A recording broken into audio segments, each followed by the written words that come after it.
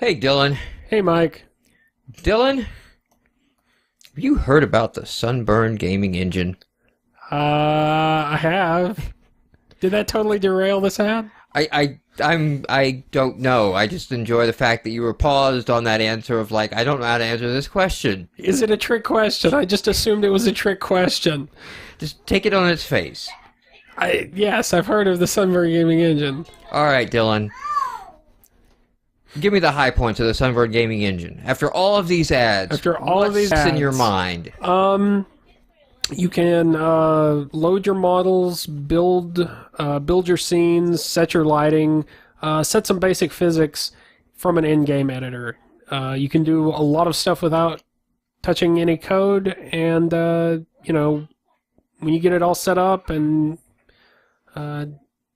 need to get to that level, the hooks are there to go in and manipulate those objects in code.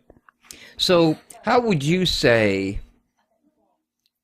does the Sunburn gaming engine feel like it takes over your project, or does it add to your project? Like, as a guy who, you're a coder, you're in Visual Studio looking at C# all day, that's the way you prefer it, that's the way you like it. I think at first, honestly, you're like, wow, this is, because you have to create a particular project template for that.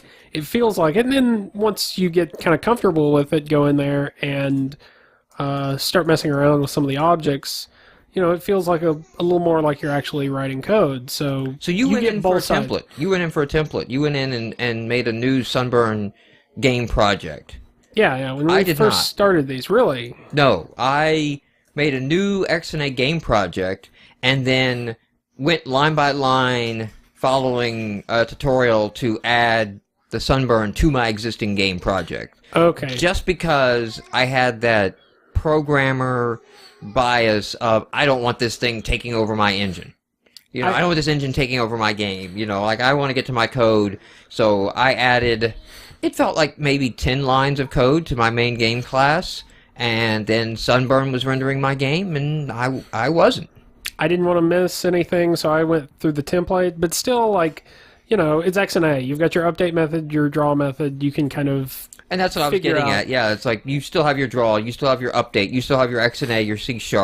That even though it has this wonderful in-game editor that we talk about all the time, it is icing on the cake because you can do anything you can do in the in-game editor.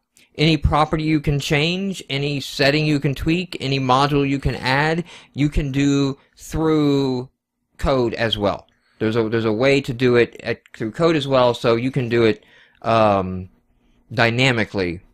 If you want to turn lights on or off, or enable properties, or shut off features of the Sunburn engine in a high performance place. Let's say you have like a whole bunch of bloom effects going, and you're going to have a lot of them on the screen, so you're going to switch out shaders and fake it for the high impact scene or something that comes up, because if you have all these little point blooms, they'll I don't even know if that's right to say. I just know that blooming is a thing. This is the point at which we stopped knowing what we were talking about. Yeah, so we became bad advertisers at this point. Yeah, we kind of got off. We're the man. But we just want to point you out there to go check out the Sunburn game engine, and you can find more at synapsegaming.com. Hello, everyone. Welcome to the podcast. So the rules of the podcast are you do not talk about the podcast.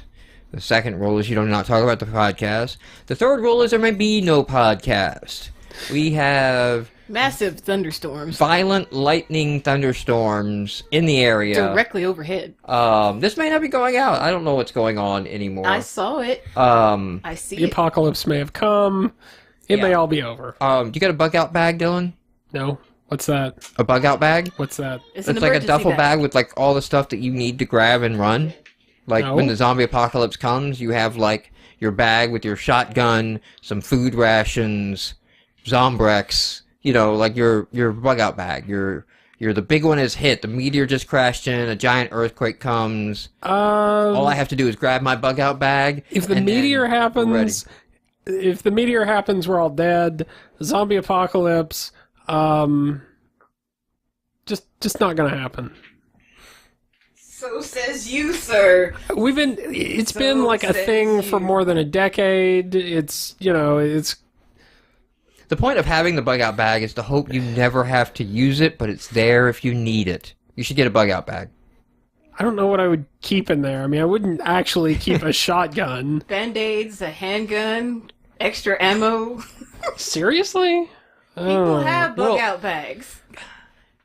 I mean, it's over, man. At that point, it's society's done for, man. It's every man for himself. Wait. How long No. do you think law and order is going to survive when there's no power anywhere? Ready-to-eat meals, a lighter, some extra You lighter watch? fluid. Do you watch The Walking Dead? No. Shit falls I've seen a apart pretty couple. quickly. Yeah, but Let me tell you, it's not going to be Zombieland, all right? It's not going to be hit of the week, and no, it's not. It's going to be ugly and horrible, and the zombies you'll welcome, because at least you know where they stand. all of the people are going to be terrible people. The people are going to be terrible people. You don't know if they're going to knife you in the back and run, if they're setting you up for something. It's almost like the zombies are here to cleanse humanity. Because that's what's left. Forget That could be cleansing. it. That could be the grand plan. That would be a great twist Since to The God Walking decided Dead. we can't be washed away by water anymore, we'll be washed away by our own filth.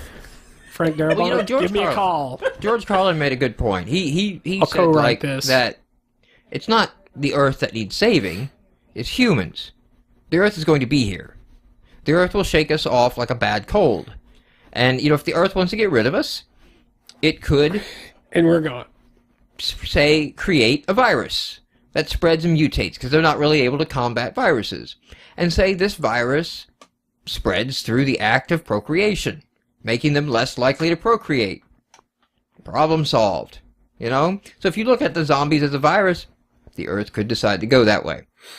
I'm Because you pretty. gotta imagine, the zombies will die out. I swear they that won't survive into a species. They will just...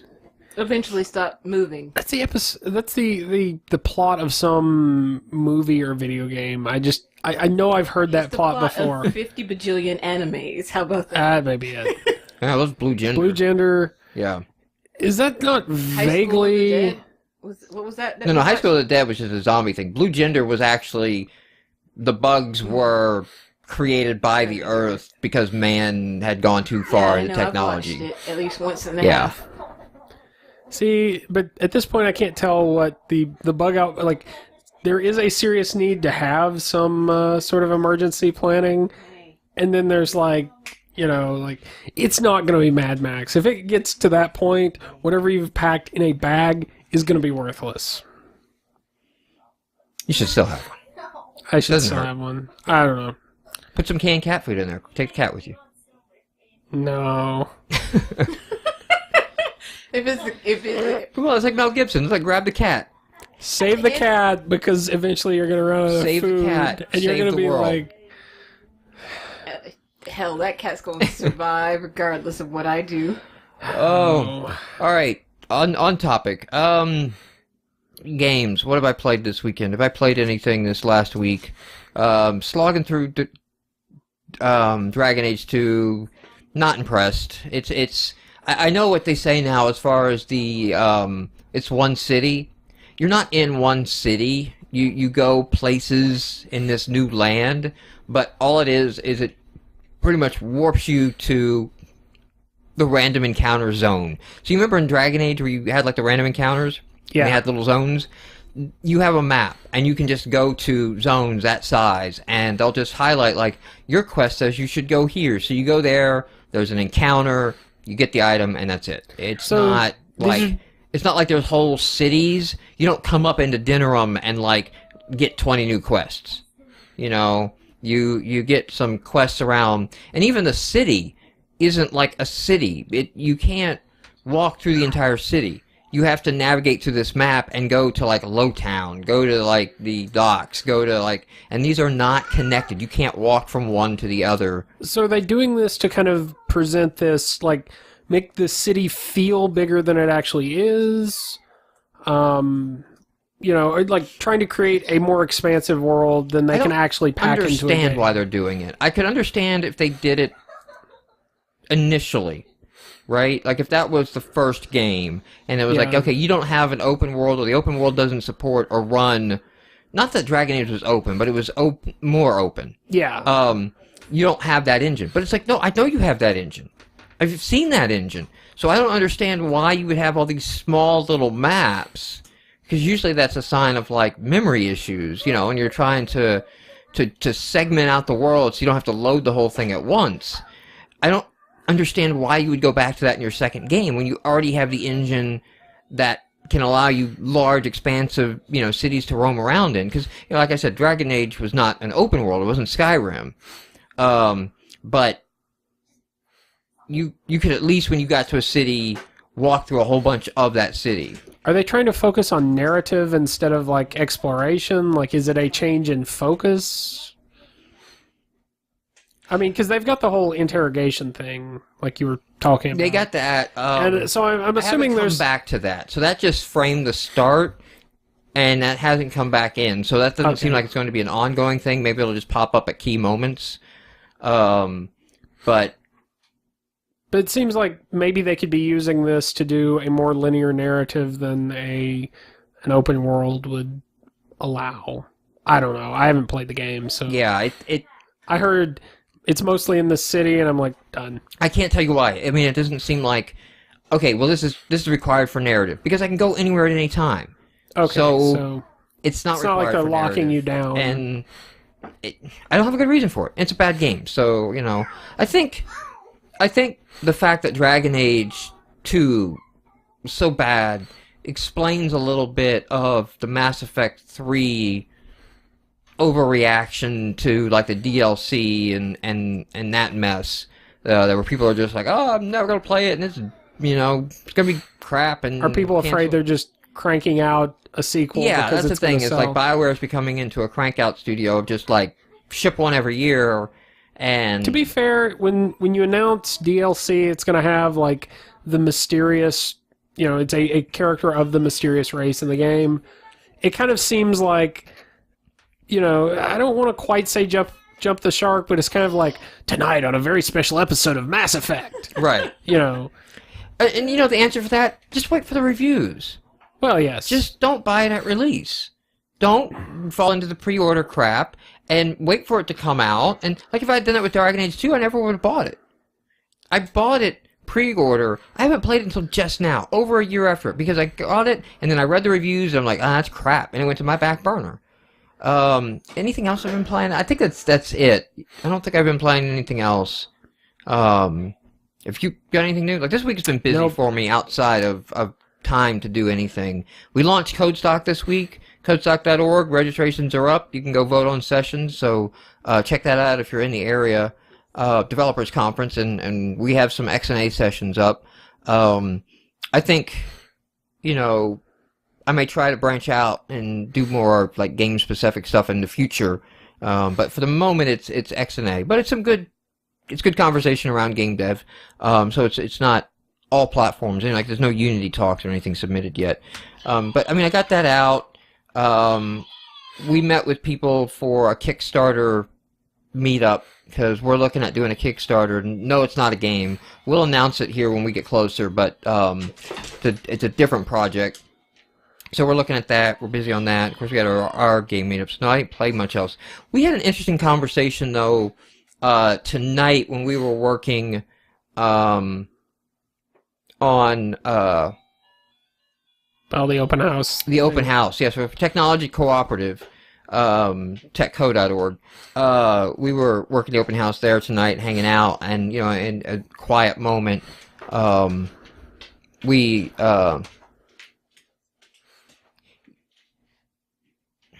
getting the dog settled. It's a damn dog. Put it outside. Anyway, do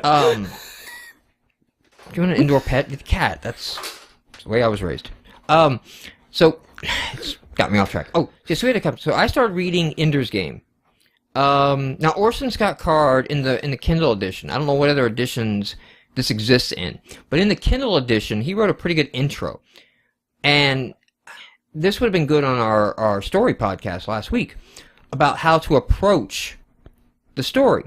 And he explained, and I don't know if Asimov did this as well, but I could see it. All right, I can't say for a fact Asimov did. I can say for a fact Orson Scott Card does because he said he does. But you create the world or the system or the neat idea, right? So in Asimov, it's the robots and the three laws of robotics. Or the one he was talking about too was Foundation. Foundation series, if you're not familiar with, is basically the fall of civilization. So, like, the fall and what happens when a civilization collapses. Which is a very big, broad setting. There's broad strokes here, right? This is the cool things. Ender's Game, Orson Scott Card came up with the idea for Ender's Games, basically, like, what would we train... Because we run mock military exercises all the time. So, to train for battle. You know, we simulate battle to train for battle, you know? And what would our military training be like in the future when, you know, it's involving planetary conquest, you know, so now it's space battles, now it's 3 dimensions, how would we would, you know, and then you just started, like, running from there, okay, like, okay, so we would obviously have to train in space, we would have to train weightless to, you know, like, we'd have to simulate as much as we can, and he came up with the idea of the school in space that trains, the soldiers, okay. And I think another good example is Gene Roddenberry. Gene Roddenberry has said that he created Star Trek by saying, okay, what would it be like if we got spaceflight? And then what would it be like after we met our first alien? And then what would we do after we learned to talk with them? And then what would it be like, you know, as we made a line? And he just kept, like, what-ifing until, like...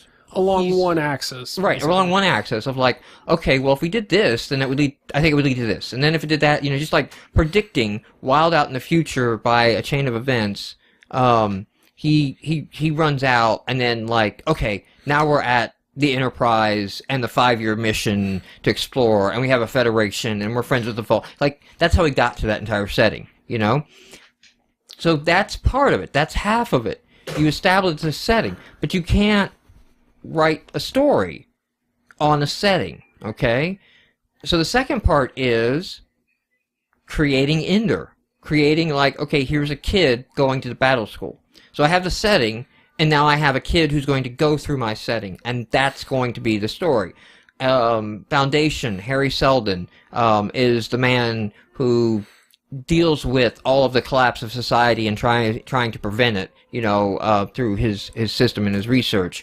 Obviously, the crew on the Enterprise are telling you the story of the setting. And so that was a really good, I thought, approach to a game. I mean, I think that really works well for a game story, because your gameplay is kind of your setting. You're like, you know, hey, we're Captain Dubstep, we're in space, we can manipulate time with, you know, our dubstep powers, right?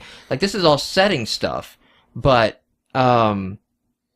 it's not story, right? Like, we have to, okay, we've got all this setting, now... You have to find a way to get the player to engage with it. Let's take a person through that. That's going to drive the narrative, and we can kind of figure it out, because we already know the entire setting. But the player and the reader, they don't, right? And that's a good way. So I thought it was a good way to approach it. But the conversation we had before the show was resolving around the game. Okay, so there is the training in space. This is what Ender's Game is. This is the game in Ender's Game. These kids are taken really young. They're trying to train officers, so they're having them train in space without kind of any adults around except for a very few. And they're trying to get leaders to arise from them. And in the space station, they have battle rooms that they go into. These are weightless rooms. The kids wear suits that react to light guns. So they have little, like, laser tag light guns. And when you get your arm shot, your arm becomes stiff and frozen. The suit no longer lets the arm move, so that limb is useless to you now. Your legs can freeze, your arm can freeze. If you're hit, like, in the chest, your whole body freezes. You know, that's to simulate death and injury. And then they have, like, these squads with platoons in them, go head-to-head combat of, like, who can take out the other one's base first.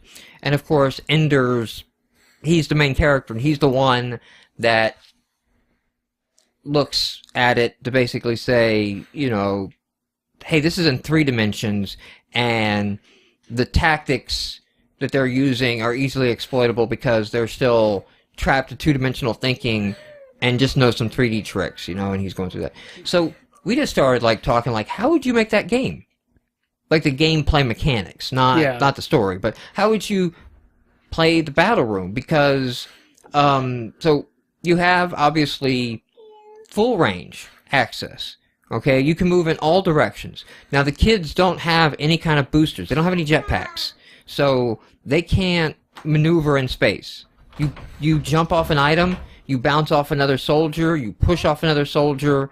It's just straight physics in space. Is what they have to work with, and then so it's an interesting problem. I think it's almost a good mental exercise for a game designer.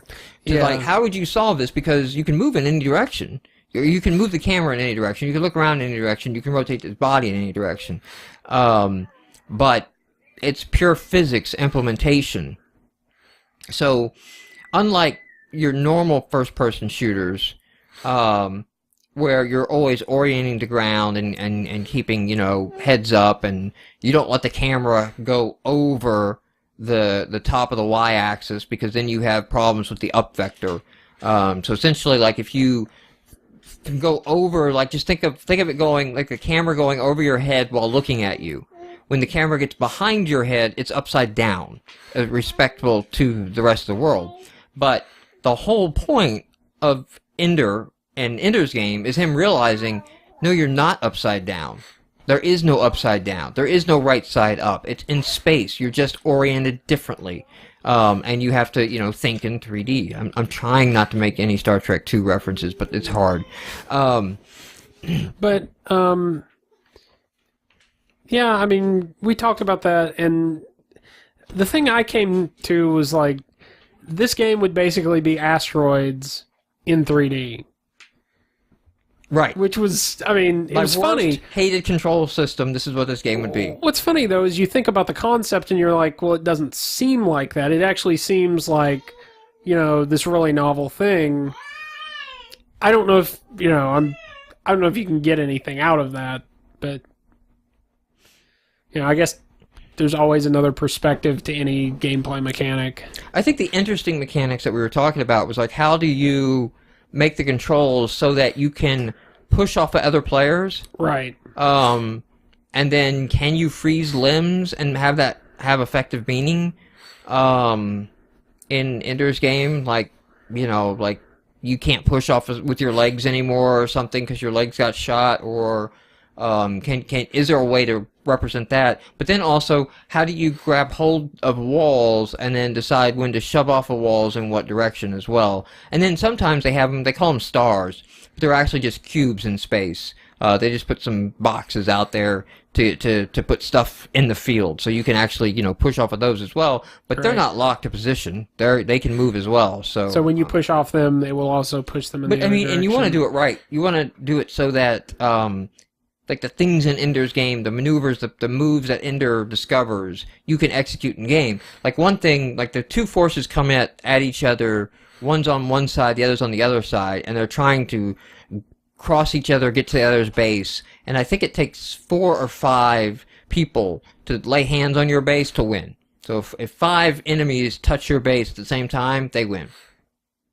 And so when they come in, they're both kind of upright at each other, right? There's kind of, hey, I'm at the east side, you're at the west side, there's a floor, we come in this way. And there's a point where Ender comes in feet first. And mentally, he's telling himself, okay, I'm going to choose to say that we're on the ceiling, they're on the floor, and play that way. Because your feet create a very small surface area to hit.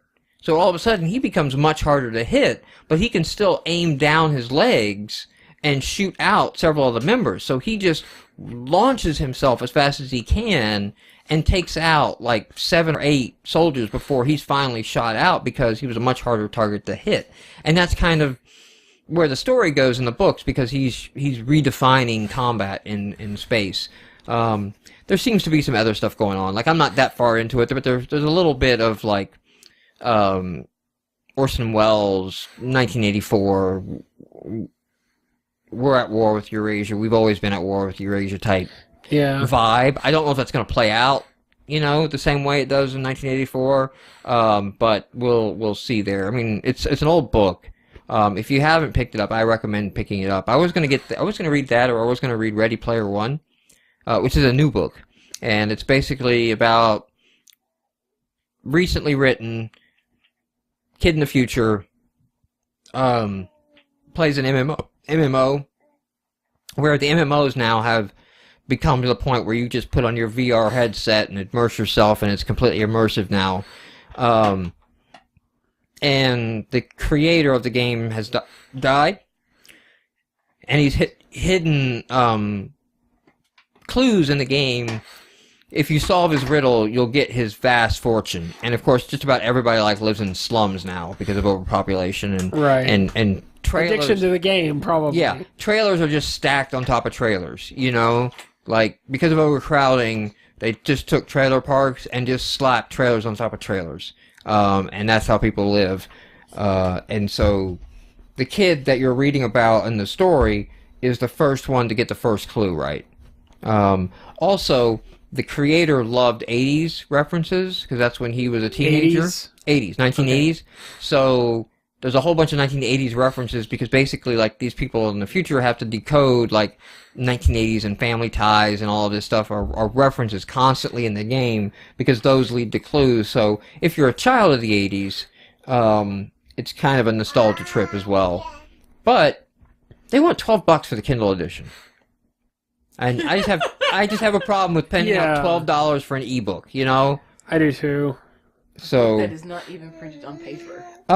Well, it's not bad at this point because it's a brand new book, and the hardback is still like $25. So it's not a case where it's like, are you dubstepping? Are you wub wub wubbing? Wub wub wub wub wub? No. Okay. She won't do it now. No, she won't do a good sample I could resample and mix into the game. But now you'll do it, yeah. So it's still in hardback. So $12 is a deal compared to the hardback. But it's like it'll come out in paperback for $6-7. It should be $4 for the ebook. The ebook should be less than the paperbacks. It may come down when that happens. But Stegosaurus put $12 for an ebook. It's 80s prices. So that and the $8,000 ebook reader that you had to get. I mean, you gotta remember back in the 80s. Did you ever have the, or know anybody? I mean, I didn't have one, but I knew of a guy who had the 80s cell phone with the base unit. I did not know of anyone who had that. Yeah, he would carry that thing around and it hung up on top of it. Yeah, he was an architect. Not even the architect firm. Yeah, he was an architect firm, and he used it to call back to the office from the site. When he was on site for changes that they needed to make to the diagrams. Yeah, no, it was a thing when the surgeons that he knew got pagers. Yeah. So yeah, there's that. I guess we'll just jump into news here. Let's get this on the road. It's not like the storm's passed, so we might be good. Check this out. This is not the headline I expected to read. Microsoft believes XBLA will die. Now, this was some fucking link bait shit on official Xbox magazine, and it ran on several other sites today.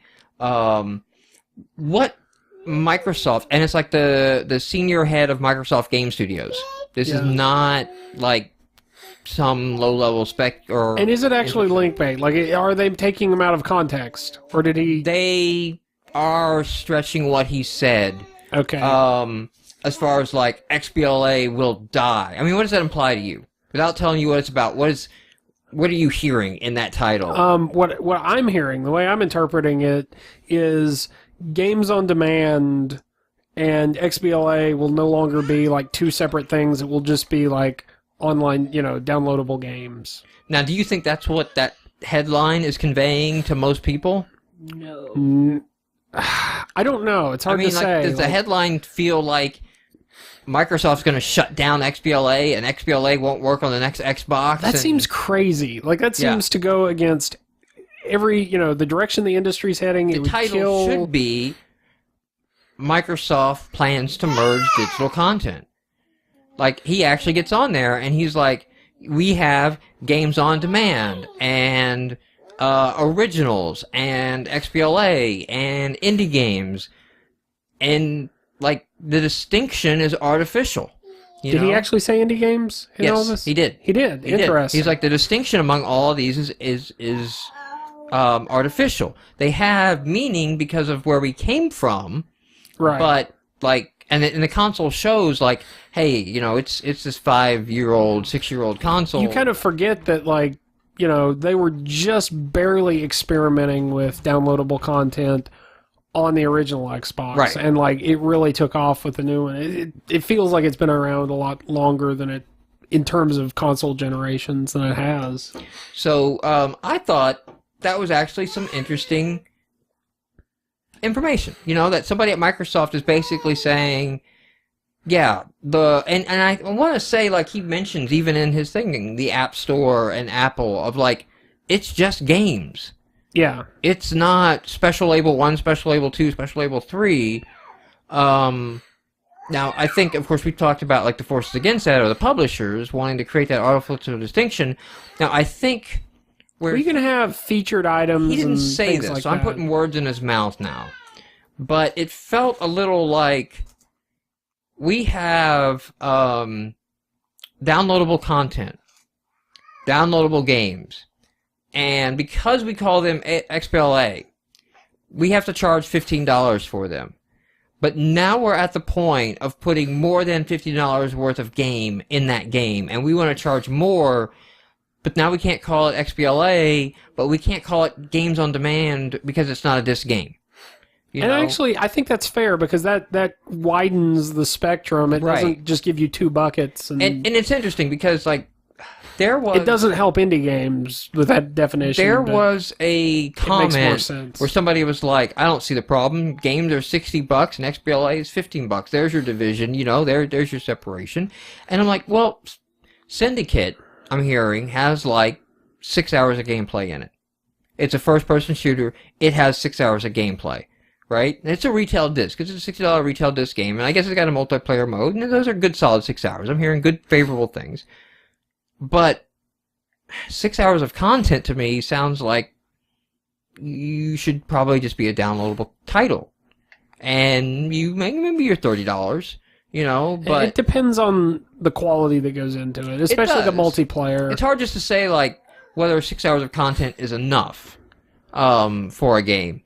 But I mean, it's definitely at the lower end of what's passable, I think, for $60. I think the multiplayer changes hours of content as a...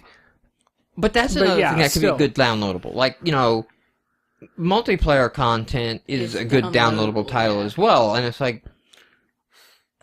But I see, like, nobody wants to release Syndicate at $15. That's because it's way more polished than that, and it's way more intricate than $15.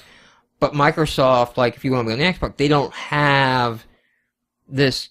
price your game what it's worth. Like, we don't have an open pricing model. We have a rigid pricing model. So that's really what I took his statements to be. And that's not crazy. Like the pricing model is going to have to be fluid. Yeah. And it's just going to be games, and we'll go from there. Yeah, Stakes point out 6 hours are good, or 6 hours if there's 6 hours are like Portal, which this is a triumph. What was Portal? Was Portal $20? 15, 20. I got it with the orange box. Yeah, I got it with the orange box too. But it was a standalone. But I'll just tell you, it was the reason I bought the orange box. Mm-hmm. Like the other stuff was like, yeah, I guess I can go back and play Half-Life. I never actually played Half-Life 2, any of those episodes or anything like that. So I popped it in, never finished them. Yeah, I played some Team Fortress, but because it's not updated like it is on PC, and now that it's free on PC, I would never go back to the Xbox. But yeah, so next,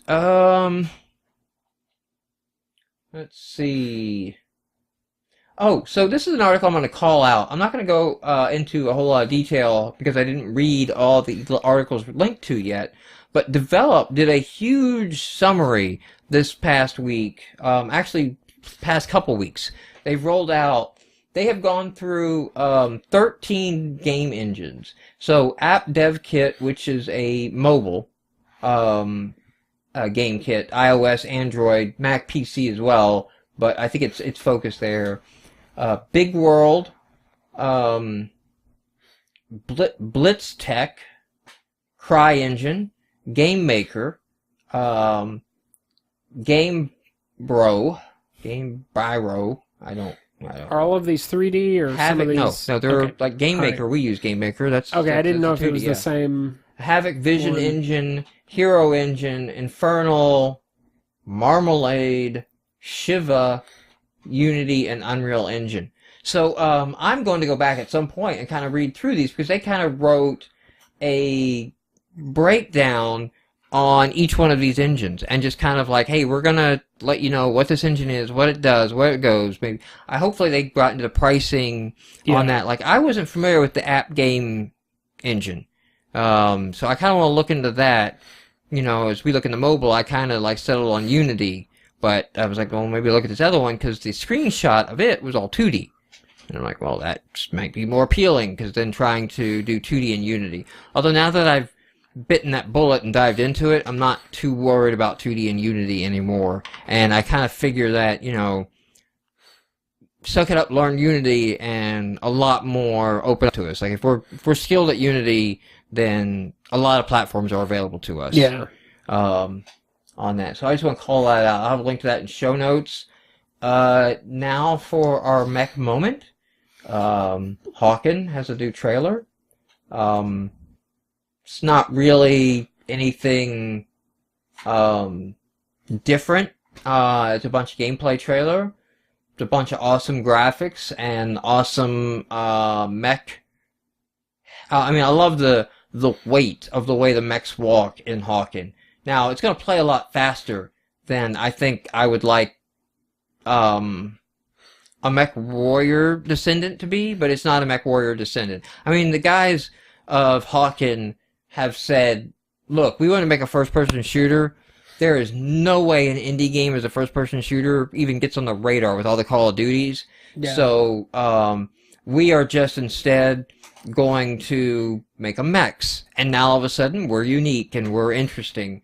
We talked a little bit about doing a Eastern versus Western mech show at some point. I want to do some digging into the origins of those mech designs, and I just need to get my facts straight and figure out, you know, what years was Robotech on the air and where, and, you know... the thing is, I imagine what you will see, because we've talked about...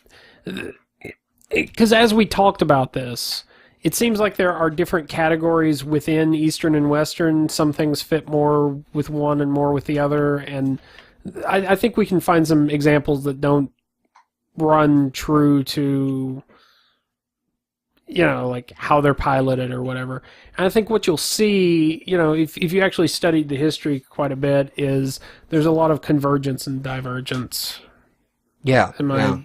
That's my guess. On that topic, our topic this week, we're going to talk a little about adventure games later in the show. Let's see. And so, yeah, we'll talk a little East-West there. Are you worried, Dylan, about your Kinect spying on you? I don't have a Kinect, so I don't care. Okay. And also... For $10, this guy is making a Kinect cover so that, like, you could just cover your Kinect and then it can't watch you. I have bandanas. And why don't you just keep your, you know, like, turn your Xbox on and then, you know, be afraid when your Xbox is on. When your Xbox is off, you're safe. You're good.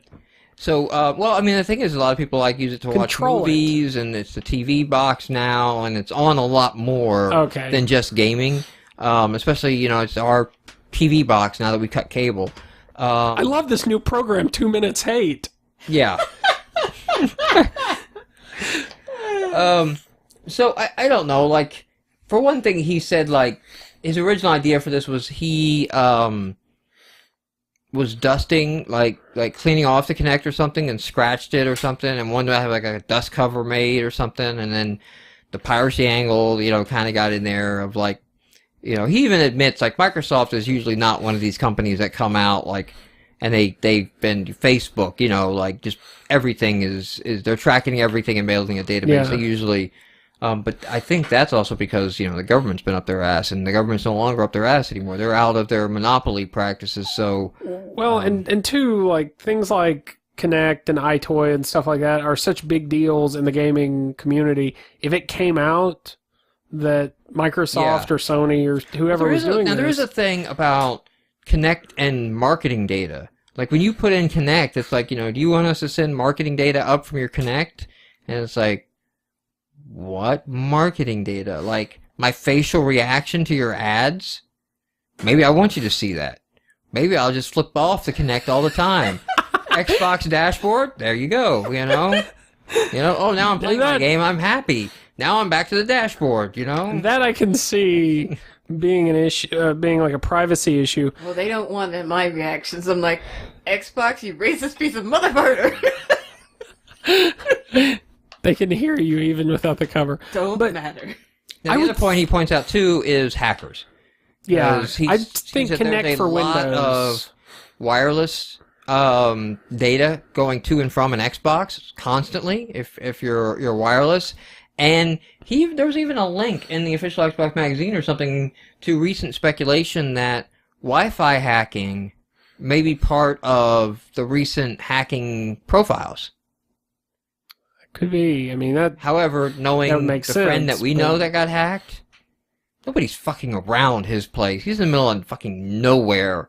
Anybody stop on that Unless you're counting, like, all live logins. Yeah, that's possible. But even then, it seems like SSL should take care of that.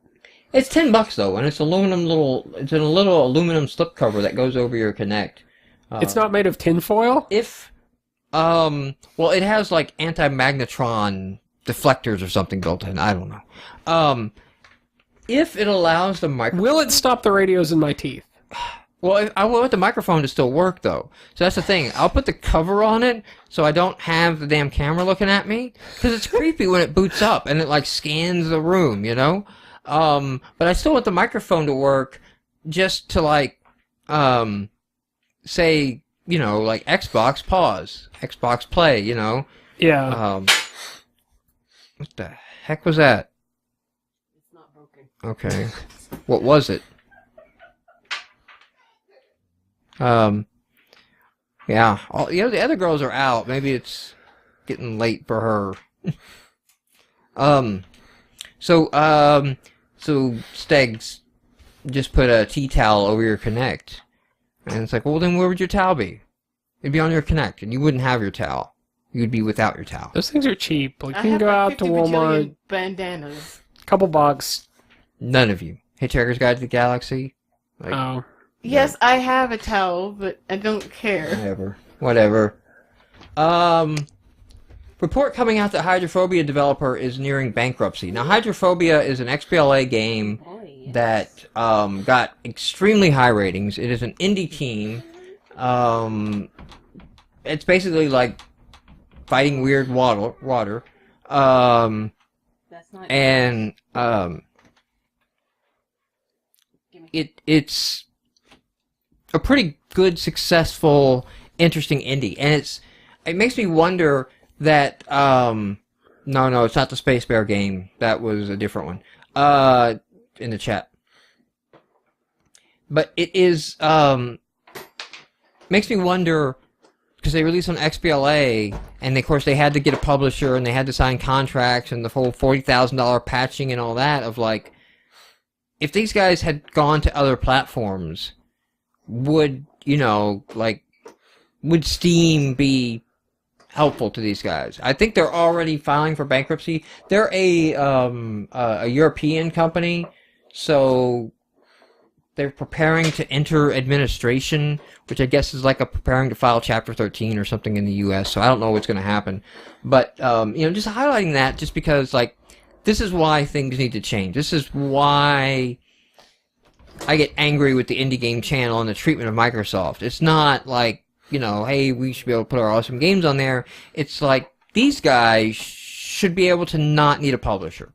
Like an indie studio should be able to self-publish, and if they have a good game and it's loved by the critics, and one operating at that level, close down and bankrupt. One operating at that level. If you can get on XBLA, there should be no reason. Yeah, it should be reading like after you have this great XBLA game that's high rated that you're folded now.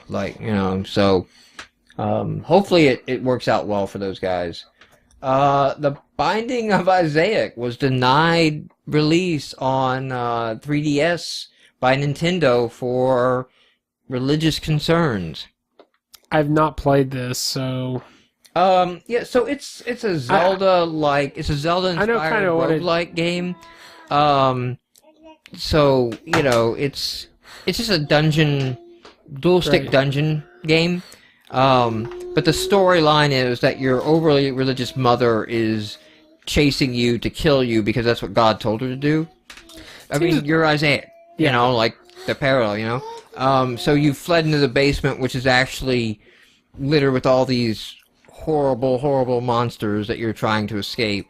And it's funny because the guys that Team Meat, basically, that, made Super Meat Boy and all that, said that, we can confirm that the reason was questionable religious content. Thank God for Steam.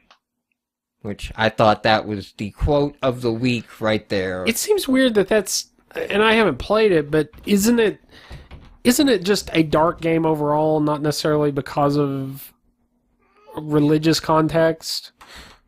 Well, it's mildly disturbing, but in a humorous way. Right. It's like you find a coat hanger, and the coat hanger increases your tears ability, because that's what you actually shoot, tears. So the kid, pokes the coat hanger through his eyes, okay?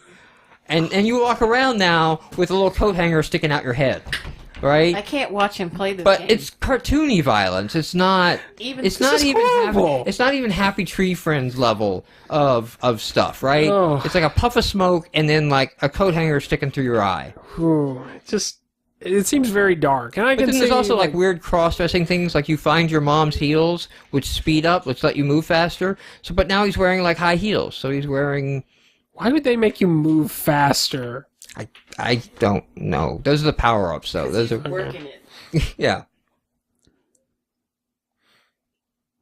It's a great game, though. I think you have it if you got the Humble Bundles. I probably do. I just haven't played it, haven't installed it. Windows 8 came out this week, so this is bigger news. Windows 8 Consumer Preview came out, and there's a preview there of Xbox Live on Windows 8. So Xbox the brand now, not Xbox the device. Which, awesome. Microsoft, just Zune that one up, Is Zune software, is Zune a service, is Zune hardware, just make it easy for the hardware is established now. It's not like the Zune where, the hardware sucked and the software was good. So, Major Nelson's got a thing on this. I don't know. It looks kind of bad. It looks like the Xbox dashboard, and it's like, I'm on a PC that's not... Yeah, it looks like it only has, Spotlight and... This Metro Everywhere thing, I do not agree with, okay? It's if I have a keyboard and a mouse, I don't want this Metro crap. I think it's a large sentiment right now of the early adopters. It remains to be seen, is this just a nerd rage, or is this going to be a real thing? In which case, it's going to be a flop. Windows 8, if they're going to push it this way, is going to be a flop, and hopefully they service pack out the Metro desktop, put back in the start menu, and go from there. That would be insane if they did that. If you want to check out Windows 8, so you can download the community preview. Of course, I don't know if you can upgrade, if you just have to reinstall, but you can't go backwards, and I believe there was never an upgrade path from beta to RTM for Windows 7 when they did this. So if you don't want to wipe your system. I'll have a link in show notes to Scott Hanselman's blog, who has a write-up on how to, if you're running Windows 7, boot your system from a VHD. So you make a virtual hard disk, so like in Virtual PC, it's virtual. But you can actually, in Windows 7, boot from a VHD. The advantage here is that the hard drive is virtual, but everything else is native.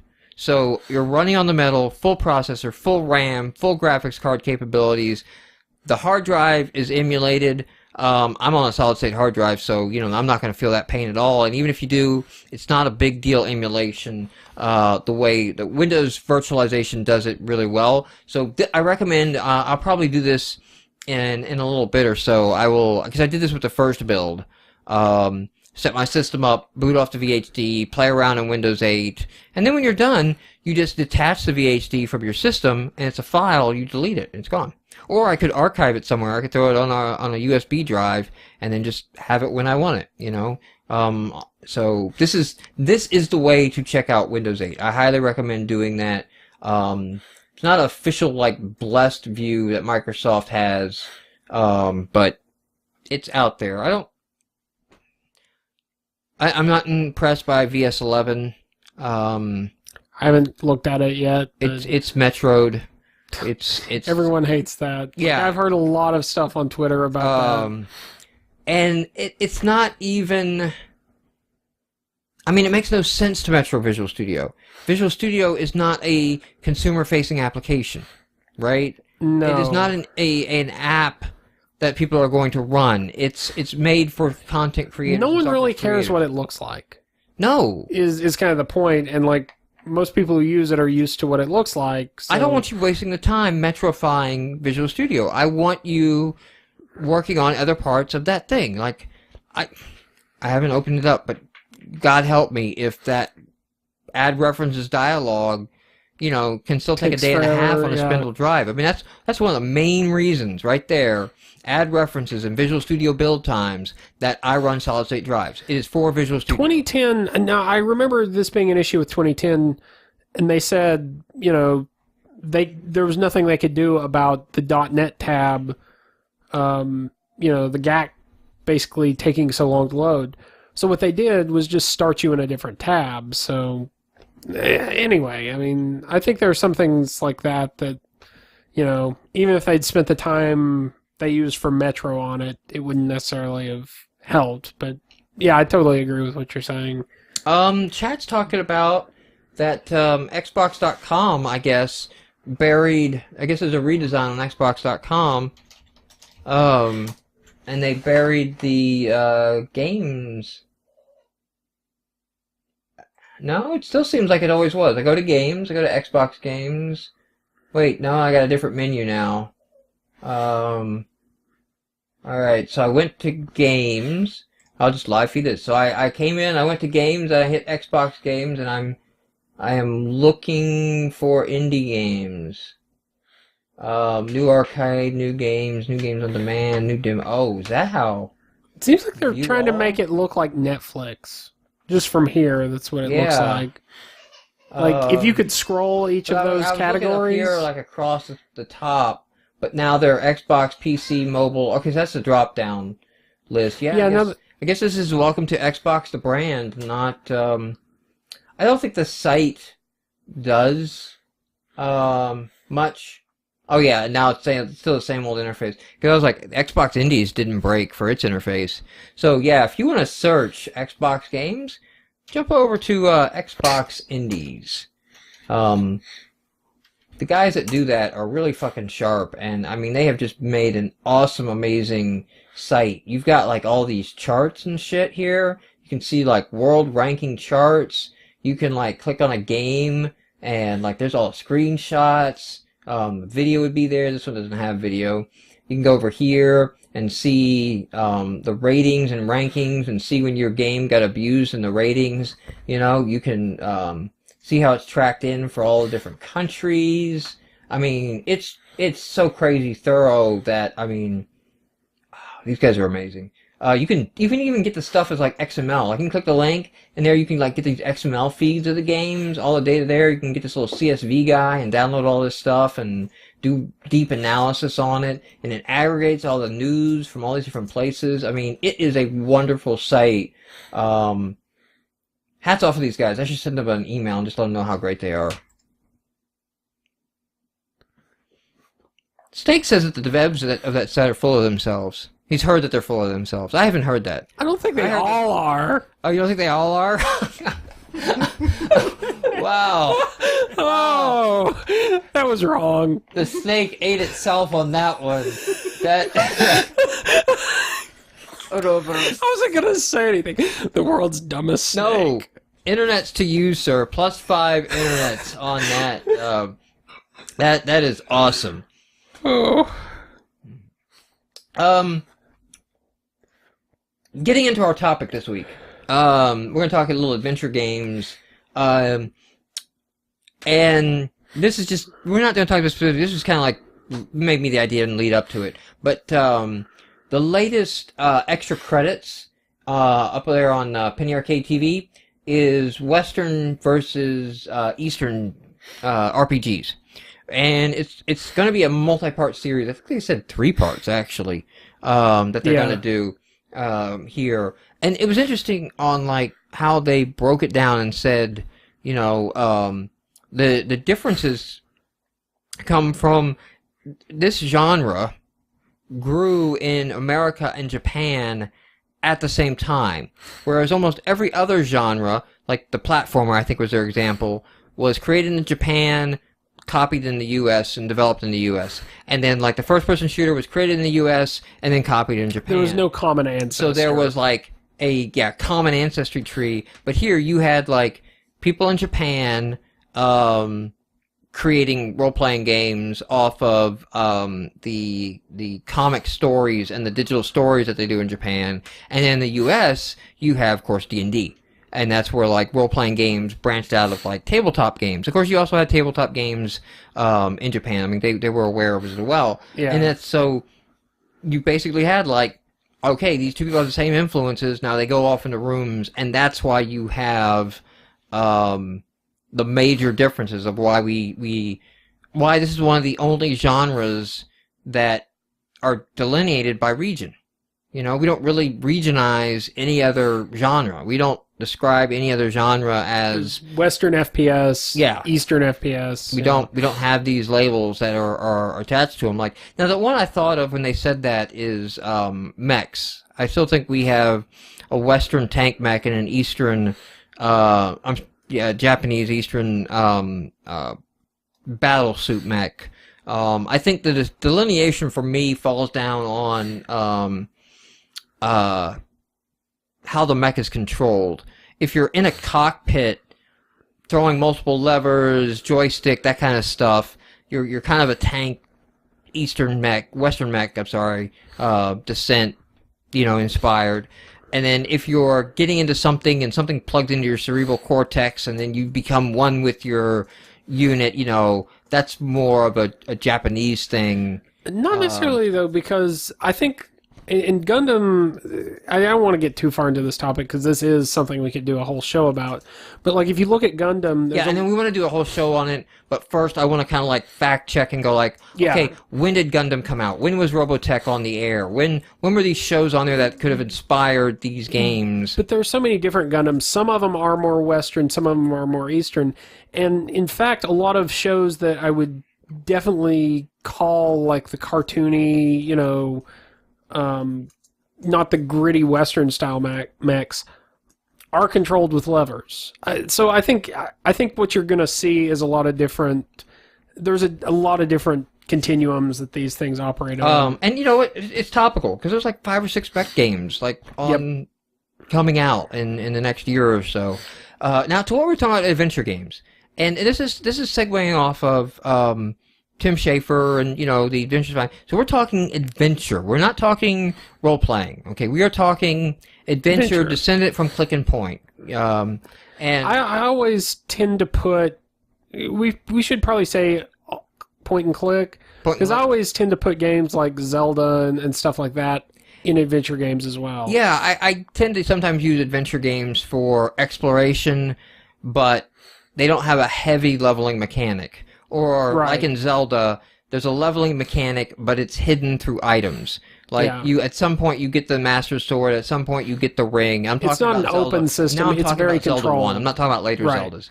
But even later Zeldas, they level you up through equipment, not through stats. So it's a very controlled system. So sometimes I use adventure to mean RPG, very, very light mechanic, more exploration. No. So we are talking click and point and point and click Descendants.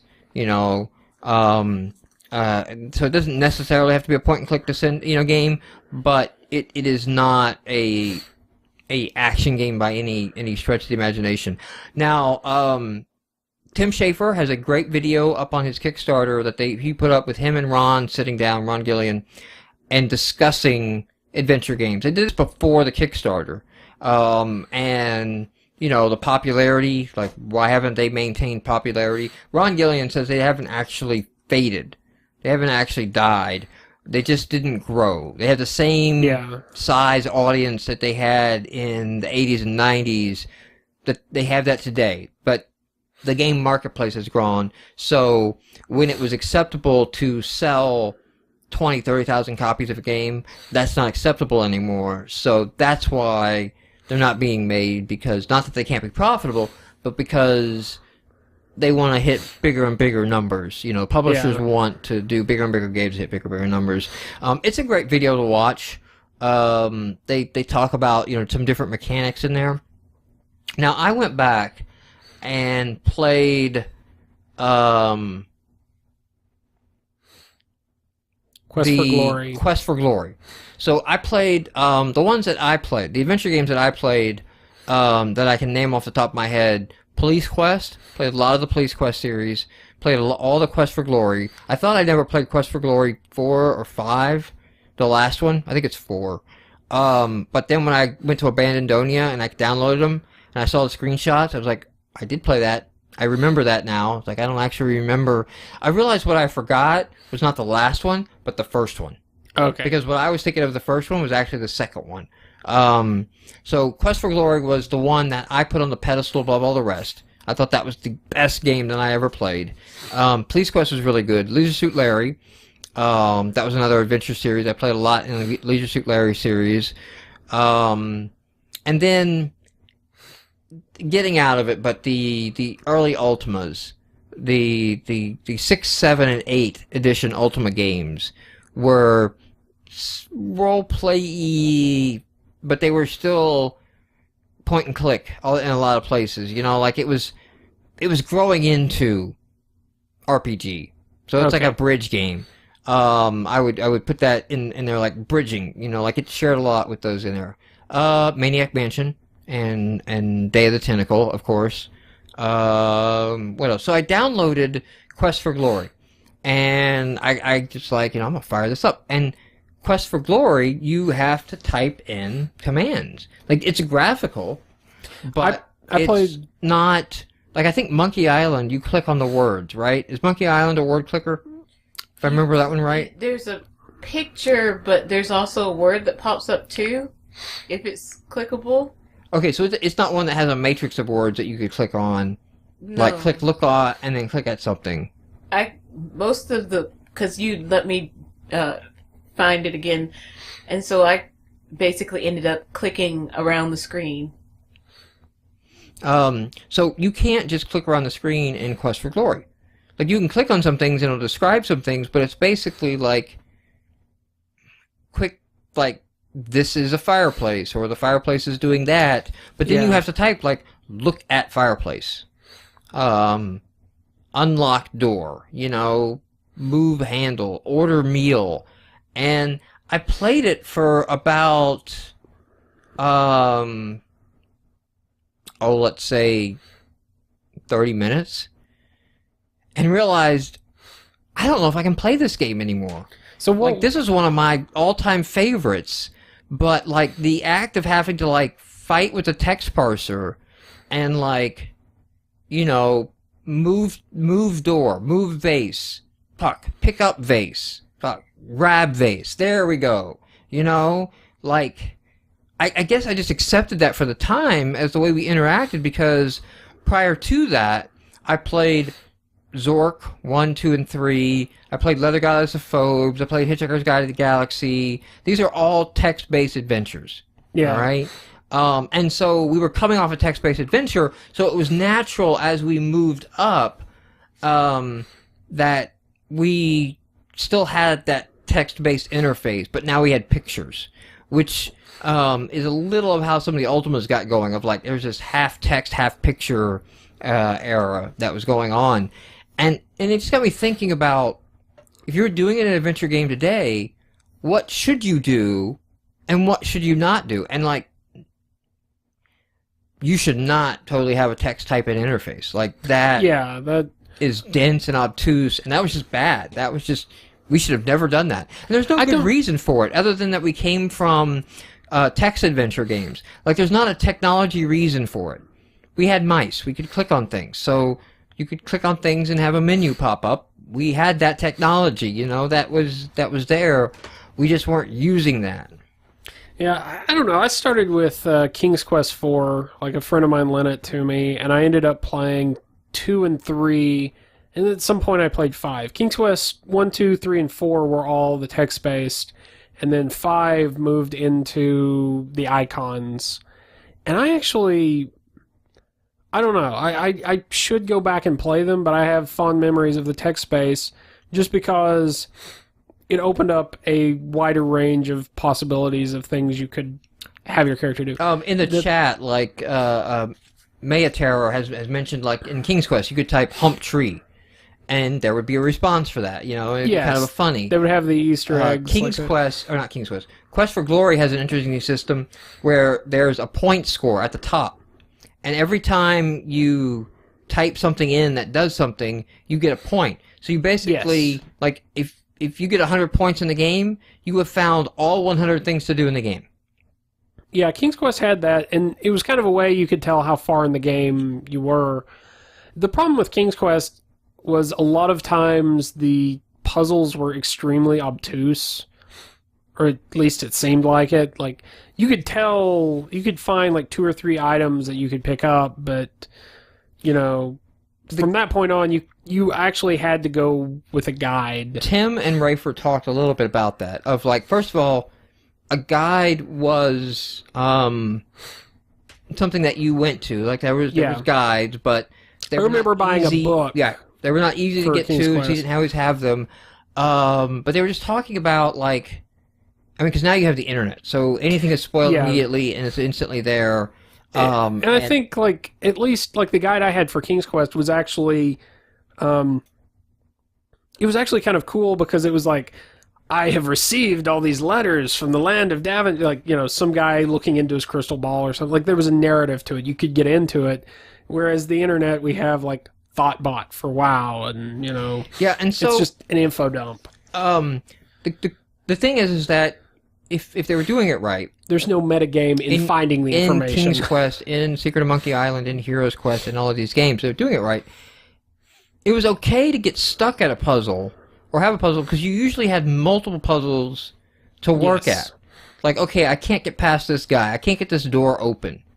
Okay, I'll go off here and do something else, and maybe I'll find something else that I need to open this door. Now, Tim Schafer said he does not like things in which you get the key before you've seen the door. Okay? Now, this doesn't have to literally be a key in a door, but something where you get the item, and it's like, well, I got some rope. I can't do anything with the rope. And then later you come up to the balcony, and you climb down the balcony with the rope. He would much rather have you come to the balcony first, and then, like, well, I'm going to need something, and you go off somewhere else, and it's like, you found some rope, and you're like, oh, I wonder if I can use that here.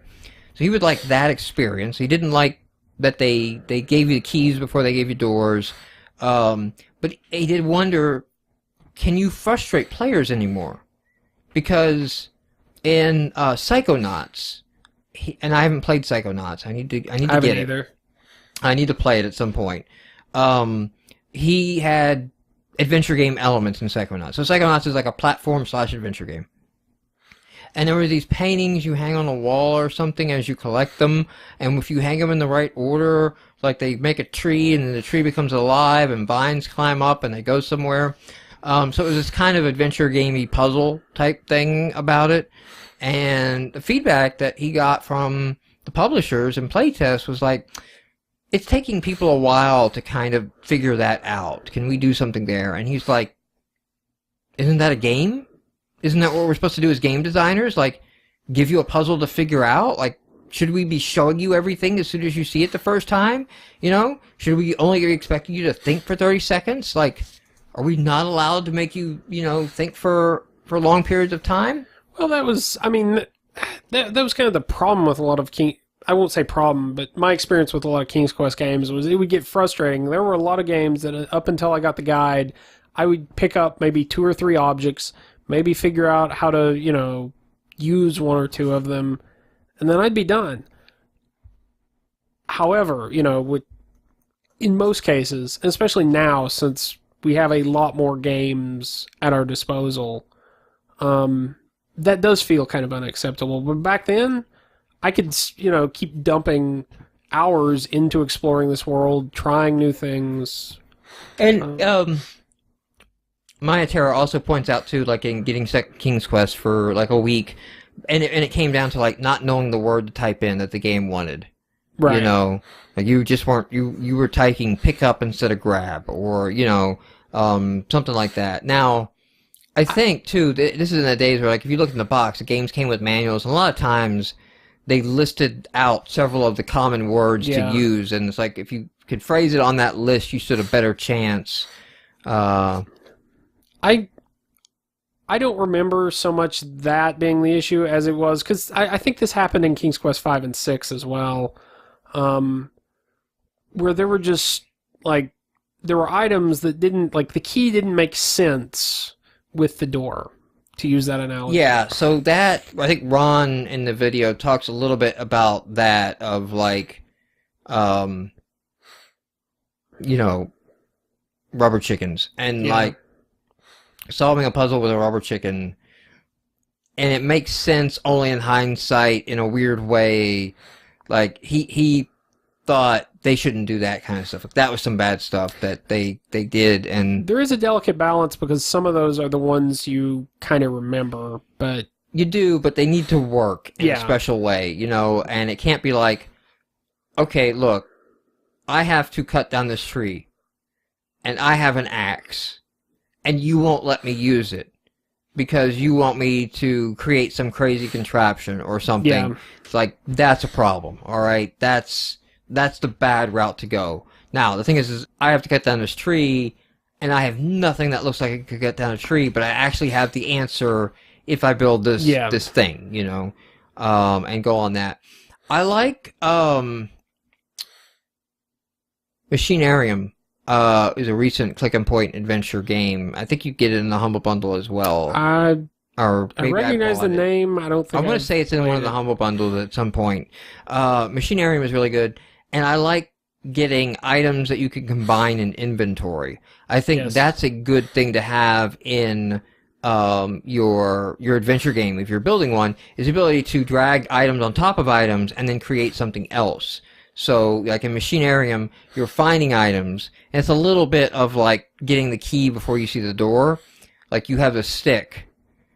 Later you find the rope after you've seen the door you can't get past, and you realize, I could put the rope on the stick and now lead it down and hit the lock button on the other side.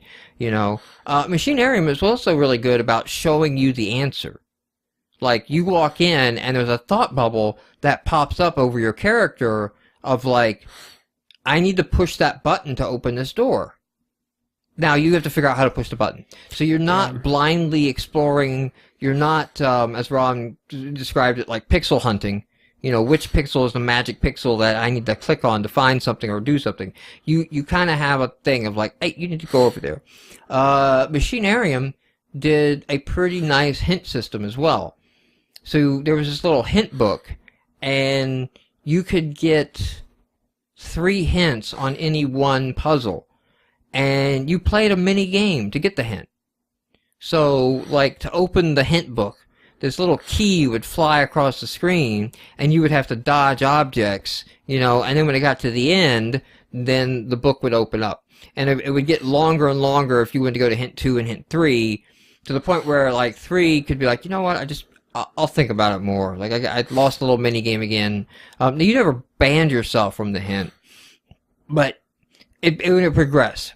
It would be a small hint to almost showing you exactly what to do. So Yeah. but it also had, lovely backgrounds. Nice artistry work was done, set piece type thing that you could only really do in an adventure game. Yeah. Because like you just go to screen after screen after screen. There's not many screens that scroll in the classic ones. You could in the modern ones, but I still think for an adventure game, if you want to invoke that click and point feel, you need to have areas and zones.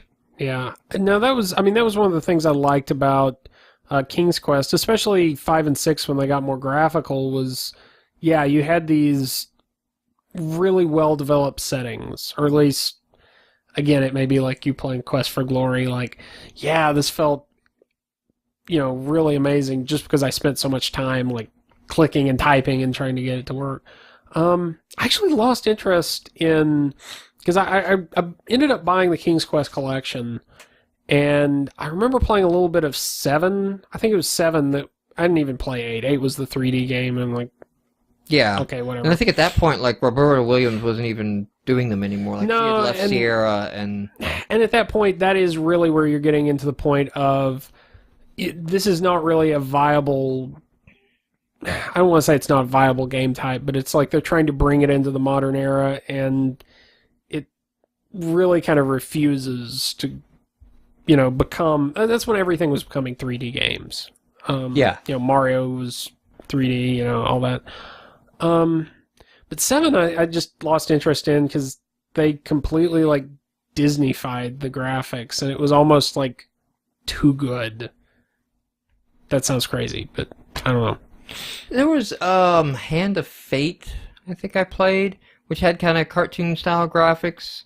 Was was that the subtitle of something, or was that... No, I think that was like the name of the game, and it was a click and point.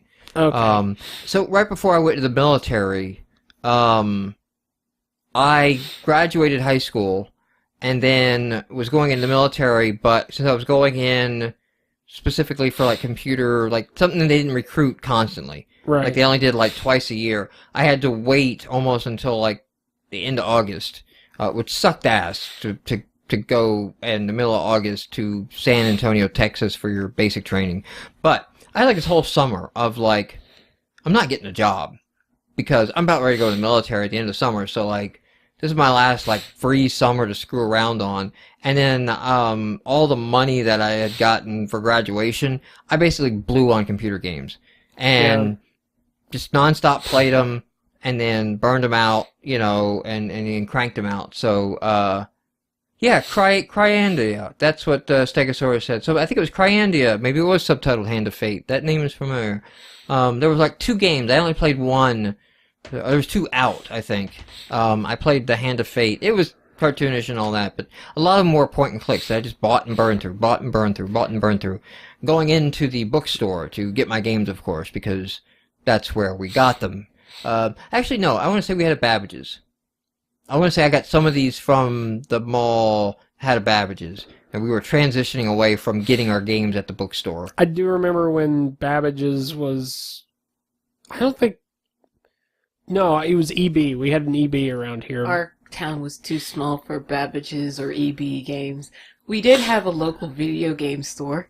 This was back before it was EB Games, when they actually sold, like, productivity software. Yeah, it was And an you could get, electronics like, your... boutique, and... Yeah, we were too small for a boutique. How about that? Yeah. Well, I mean, in Athens, we didn't have that. We'd had to come to Knoxville. Yeah, wherever you're going, it's probably the same place that I went, because, I mean, I moved here in 92. Okay, yeah. And then went in the military in 94. So, that's... Also, by the time I was playing King's Quest games, like, I ended up finding a couple at Target. I think remember that. The time I went in... Bookstores were where you got the shareware games, and that's a whole other... Cryandia 2 is what I played. Hand of Fate, Stegs is confirmed. There are 3 of those total. The game that came out that I did not buy because I don't think it would run on my 486 was Ultima 9. And I mean that one turned out to be like the piece of shit Ultima 2. Like that was the 3D Ultima that ended up being a buggy piece of crap. And I'm kind of glad I never actually bought it. Because it was the end of the 7, 8, 9 series. So yeah, I played 7, Serpent's Isle, the sequel to that.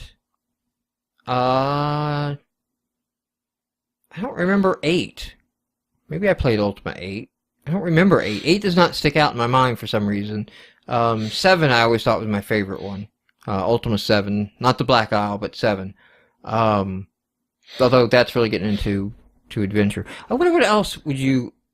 If you were doing an adventure game today, like what other component? Obviously dialogue is very important in an adventure game. In a point-and-click adventure. Yeah.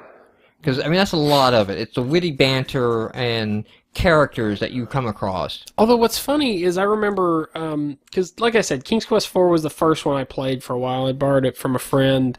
And the early King's Quest games didn't have a lot of other characters. Like, you'd encounter them occasionally, but it wasn't like you'd go to a whole town full of people or something.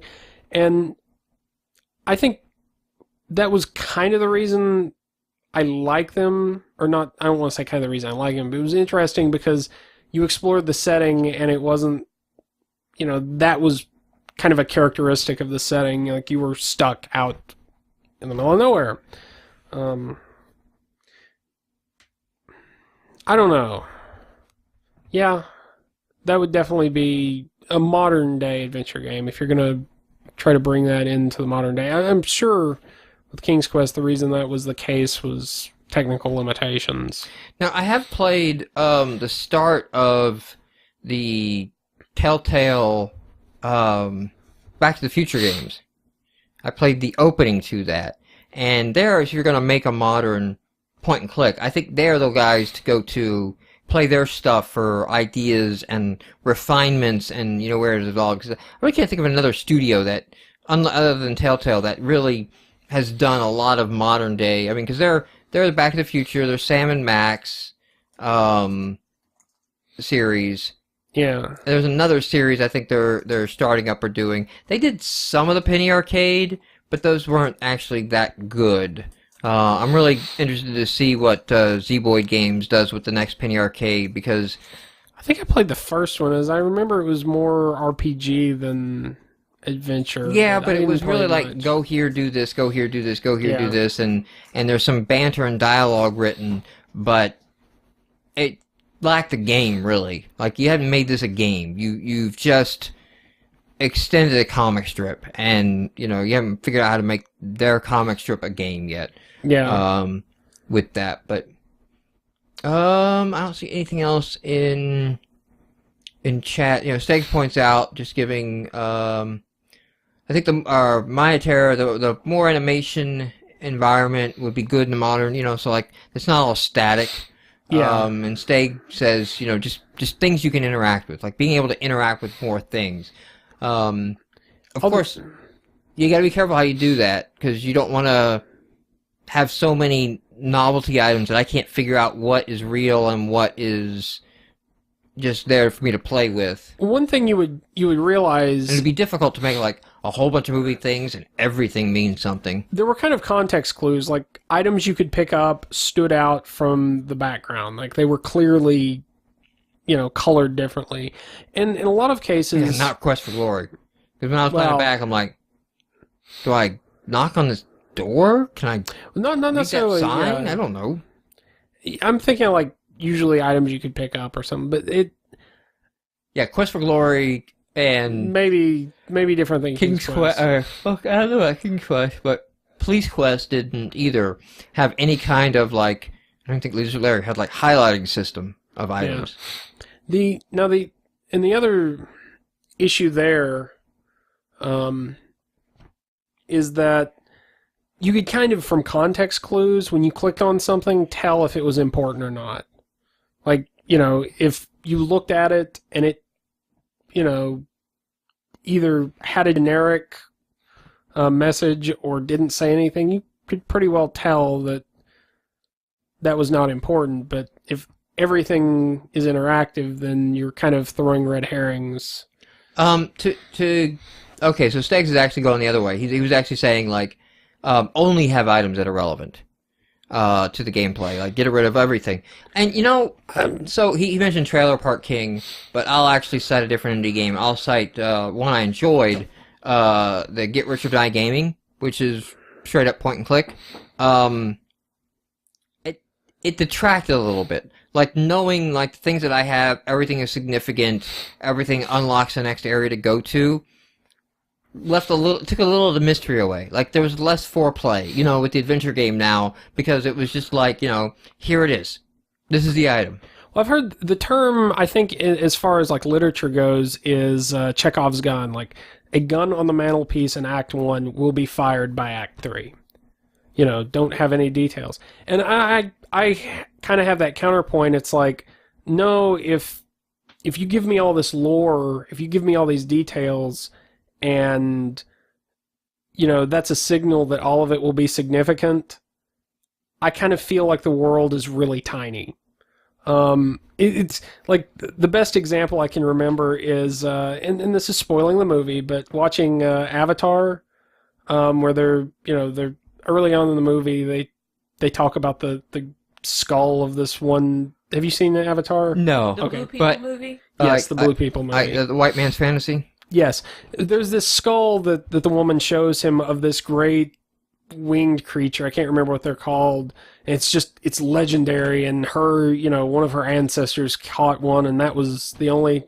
I saw that, and I'm like, he's going to ride one. And it just, like... Yeah.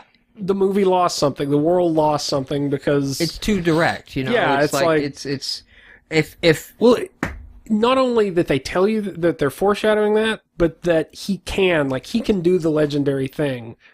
Right. He shouldn't be able to do every legendary thing. It's interesting because you do have to balance it, though. Like you said, you don't want to frustrate, so maybe supplementary items do mini and side quests, or they're, depending if you're doing it or not, because a lot of adventure games did incorporate humor. Yeah. And so you could have items for humor, So, like, I died in Quest for Glory because, like, the one dude, like, told me in the alley, like, don't drink the dragon's breath in the bar because it'll kill you. And I watched him drink you went into the dragon's bar, and I drank the dragon's breath, and it killed me. And the thing is, like, I hope you saved. That's actually what it said. Like, that's how hardcore old adventure games are. Like, you're dead. I hope you saved. Yep. I hated that with early King's Quest games where you didn't have, like, click to walk. You had to kind of inch up stairs or else you died. Yeah. Some of that stuff in Police Quest was that way as well. Because Police Quest would get to moments where you did have shootouts and things like that. Was that like an actual reflex type of thing? Because that seems kind of anti... It was like the moment from Big. Like, do you remember the opening to Big, where the kid is playing the wizard game? And vaguely. And he goes in, and he's in the wizard lair, and the wizard goes in there, and then he's like, equip staff. And then, like, fight staff, and it's like counting down to, like, the evil wizard casting spell, like, cast spell at, thing or whatever, and it's like, oh, that doesn't, like, no, okay, use staff on, blah, and then he's like dead again, and he's like, oh, I gotta start all over. And then later in the, the program where he's playing it again, it's like, aim staff at, guy or whatever, and, okay. Yeah, so there's some of those moments in Police Quest where you have a time to get stuff entered in. There's no, like, yeah. I don't remember there to be any shooting sequence where I'm actually action gamey. I think some of the other games did have that, like King's Quest. Like maybe in the later games. There were a couple of times where I think, if I remember correctly, I may be completely misremembering, where it's like, I'm going to stay on this screen, I'm going to type out the next command, I'm going to walk to the screen where I actually have to use it, and then I'm going to hit enter. Oh, we haven't mentioned Myst. GA Tech Grab mentioned Myst. We haven't mentioned Myst. Myst suck balls. Yeah. I finally played Myst, and it was one of those moments of, like, where you have, like, the nerd rage of, like, I don't want these people in my hobby. They're dumbing down my games, and this is not a game. And well, that's kind of what I meant from like it's kind of the natural evolution. You go from completely text based to you have a set of icons that limit what you can do to, well, you have no icons and you can just click. The problem I had, and this was a problem during the time, and with Myst. With Myst and a lot of the games, Seventh Guest and all those, is it the era of the CD? Yeah, full motion video. It was just like kind of cheesy. Now, the one I did like and would recommend anybody go play if they want to play games from that area was Zork Grand Inquisitor. I never played any because of the Zork it was games, kind of Myst-like, and it didn't entrap a lot of the humor of Zork wasn't in it. But it had its moments of Zork in it. Are you looking at Police Quest 2012? No, I'm looking at the chat. That's what I mean, Police Quest 2012? What's Police Quest 2012? Yeah. Police Quest 2012, hide crystal meth and ass cheeks. It's pretty much Breaking Bad. Wow. Is what that would be. Yeah, so I think that's that would a be good boring. discussion on adventure games and doing that. Like, I don't know, you kind of get nostalgic, and I think they look easier to make than they are, because you look at it and you're like, tech-wise, it seems pretty easy. But I think they require a more nuanced understanding of the gamer than action games do. Yeah, and I think what we've discussed is there are a lot of different sweet spots, and what you see as the sweet spot really depends, I guess, on when you came into it. Well, it depends on when you came into it, but I mean, also it's so easy to get off the rail for any one of those. You know, like it's so easy to screw any one of those up and become frustrating. But it should be interesting, and I'm looking forward to the documentary stuff. Now, the documentary guys said that they were going to try to avoid spoilers in the documentary and all that, and I kind of hate that. I wish they would, if they're going to put it out, like, give me the director's cut that has spoilers. I want to see every discussion of every bit on there. I don't care if you ruin the game for me. In fact, beating the damn game first. Well, that's actually never been an issue. No, they're going to put out, because of all the extra funding, they're going to put out like diary type stuff, like ongoing. So there'll be a documentary when it's done, but there will also be ongoing updates. So yeah, you won't have played the game and those parts, but I want to see everything. I'm more interested in the process. And George Klingerman's in the chat as well, and it said like he really hated point-and-click adventure games, but he supported the Kickstarter for the documentary, and you know that's the main reason I kicked in at the level I did. Like, I want to see everything. I don't want anything hidden. I don't want arguments hidden. I don't want cutting features because of time hidden. I want to see real. I want to see a real studio, Double Fine, doing this for years. They don't have a publisher breathing down their neck, so that's okay. I'm an indie studio, you know, we're an indie studio. I want to see the indie guys at it. How do you do it if you've got the money and ideal situations and are approved? Because at some point, you have to make another game. Right. You have to make another game. And you only have so much off budget. The fans. It's not unlimited budget. It has a budget, and it sounds like he's going to budget out spending that budget like a publisher would, of like, we're going to bring in this talent, we're going to bring in these voice actors, we're going to do all this extra stuff to go in it. So that's interesting. Wrapping up the show. It's our Kickstarter segment of the show. I just want to, I'll do a live refresh on our Kickstarter of the week last week. 4790 on Guncraft. So, almost $5,000 of their $60,000 goal.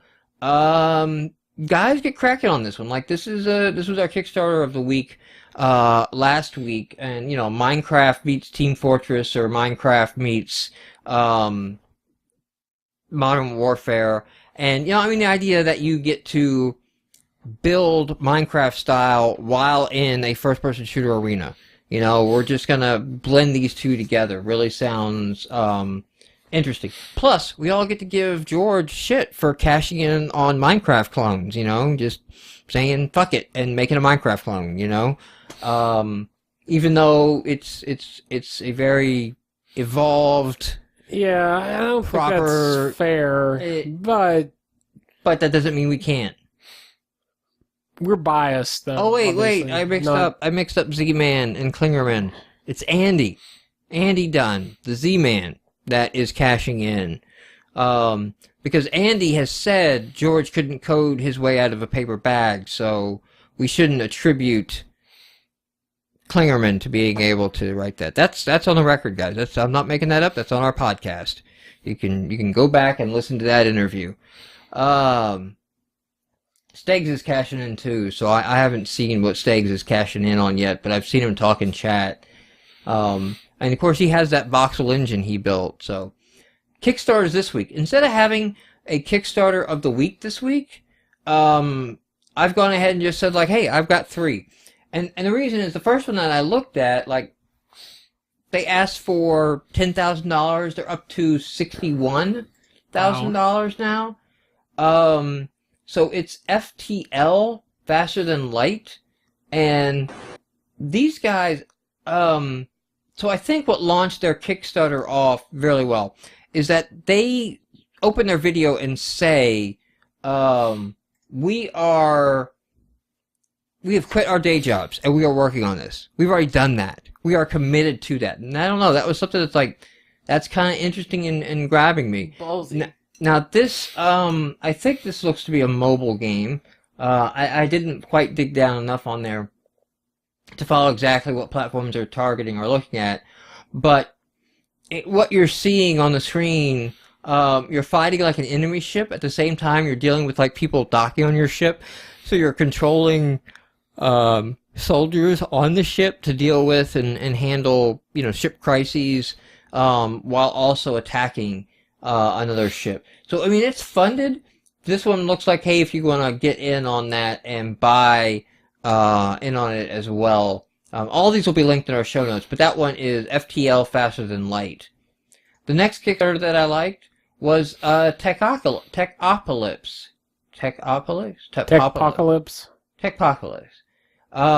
And this one here, they've got a lot of gameplay into it as well, is using... It's not quite StarCrafty. It looks like it's more hexagonal-based combat with some mechs, but it actually is using real world maps. So they're bringing in, like, you're fighting in Chicago. There's his map making device. I'll say this on Kickstarter. Watching a lot of these game Kickstarter videos, you're not Tim Schafer. Don't try to pull the weird Tim Schafer joke vibe. It doesn't work. Get somebody objective who will say you're not funny, and then pull that out of your Kickstarter video, because it detracts. Yeah. So they're looking for $50,000, which I think is a high mark to ask for a video game. They've raised 6, but I think they are definitely worth checking out. It does look like a, and I believe that they said these are a mobile game. And yes, they're also looking into cooperative social play. So mobile game and co-op social play, it's like, hey, we don't want these stupid, like, join my mafia army type. We want to, like, get into real social gaming, and this is what they're doing. So it is kind of technology pushing on that. The last one that I grabbed up, yes, it is a zombie game. ARG Zombies. I don't know, do you have any gameplay? Yeah, because he's got a little gameplay on here. So, ARG is alternate reality games, and essentially this will play, like when you leave your house is your safe house. And when you're out of your house, you are open to attack, and monsters can attack you. You can also meet up with other players in the region and swap items and trade with them or fight them. Like we talked about earlier, like humans are more deadly than the zombies, and that they'll have like monsters in only certain areas and unique to Chicago. So like, if you want to have the, like, I've fought this monster, you'll do it in Chicago. So they're looking for $15,000, which I think is a much more reasonable dollar figure for you to ask for. Like, again, you are not Tim Schafer. Don't ask for $40,000, $400,000. Don't ask for $50,000. That's a lot to ask for a game, unless you're doing something really crazy, amazing. Keep it real, because it's a game. it's still a game. Like, you can do most of that game dev on your own in your spare time. So you should be needing to polish, incorporate. The other thing he showed right there too was having like keychains and items, so that you could scan a QR code and that gives a health item or a gun or something. So, and that's what makes it part of the alternate reality bit, is that, you know, it's like you're using real life stuff to mix in with the game. So rather than having a Kickstarter of the week, I went ahead and those three will add to it. But yeah, anything before we get out of here? Nope, I don't think. Anything left to cover? We've been fairly up to date on Steg's hates Kickstarter because he's in Canada and he can't do shit on Kickstarter. He's in Canada. Well, you know, we make our choices and we have to live with them. Better healthcare, no Kickstarter. Exactly. So, yeah. Maya Terror, you know, he said exactly why I started off with, like, I know I chose the zombies. Like, I don't want to pledge to encourage more zombie games. I've been hearing about, I think it's called Run Zombies. It's sort of alternate reality, but in a different way. It seems like there's probably going to be a lot of that sort of thing. Yep. So, thank you everyone for tuning in the show. Thank you for tuning in the live stream or downloading the audio podcast or watching us on YouTube or however you choose to do this. It looks like our step up in quality is working well, so I may tweak it a little bit more. I would listen to another podcast. They talked about frame rate is more important than pixel size for quality, for streaming. So I may see if we can up our frame rate and keep our frame size small. And see what that does. But for the most part, it looks good. It came out well, and we'll keep doing it. So thank you everyone for tuning in, and we will be back in a week.